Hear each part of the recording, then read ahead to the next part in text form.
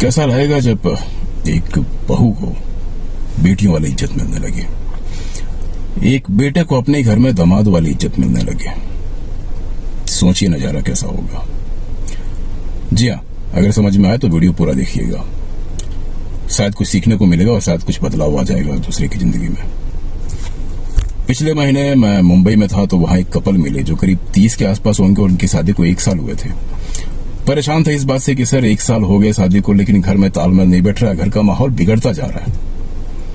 घर में माँ बाप भाई बहन है, बहन भी शादीशुदा है, वो बीच में आ जाती हैं, और चूंकि उनकी शादी बहुत पास में हुई है तो हर दूसरे दिन आ ही जाती हैं। तो चलो अच्छी बात है, पूरा परिवार है भाई, अच्छी बात है। प्रॉब्लम कहाँ है सर? हमारे माँ बाप मेरी वाइफ को अच्छा नहीं समझते हैं, मतलब जैसे कि हमारी परंपरा बन गई है, सो कॉल्ड परंपरा बन गई है, बहुरानी आई तो उसको परेशान करेंगे और दामाद घर पे आएगा तो उसको इज्जत देंगे। परंपरा का निवारण चल रहा था। इस बीच लड़का और लड़की मतलब हस्बैंड वाइफ पिस रहे थे। मैंने कहा देखिए ये कंसल्टेशन आपके लिए फिर होगा नहीं, मुझे आपके पेरेंट्स से बात करनी पड़ेगी, टू द टॉपिक। मैंने कहा देखिए आपके जमाने में जो भी हुआ और आपने समाज से जो भी सीखा कि हमारी बेटी को अगर उसके ससुराल वाले परेशान कर रहे हैं तो हम अपनी बहू को परेशान करेंगे, ऐसा नहीं है। आपकी बेटी की शादी आपकी बेटी के घर नहीं हुई है, कोई मतलब नहीं है।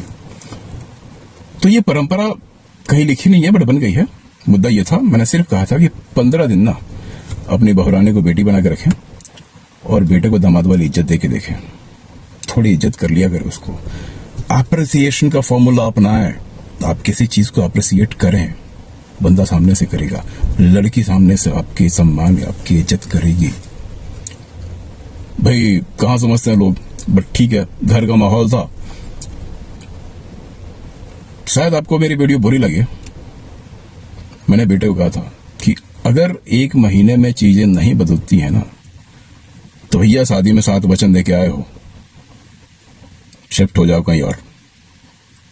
सीधी बात है, आपकी जितनी जिम्मेदारी अपने पेरेंट के प्रति है उतनी ही जिम्मेदारी अपनी धर्मपत्नी के प्रति है। 7 वचन लेके आए हैं, ये करेंगे वो करेंगे, भाई वो मजाक नहीं है। आप बेदी पे बैठ के 7 वचन करते हैं, मरता क्या ना करता वाली बात थी। 15 दिन के पहले ही मुझे फोन आ गया 10 दिन में कि सर अंतर दिख रहा है, अब मुझे अपना काम करने की ज्यादा इच्छा होती है, मेरी काबिलियत धीरे धीरे बढ़ने को लग रही है कि मतलब अब काबिलियत बढ़ा लूंगा। बहुरानी भी इस बात से खुश थी कि सर अब कम से कम मुझे मेरे नाम से बुलाते हैं लोग, इज्जत से। आपका क्या ख्याल है बताइए।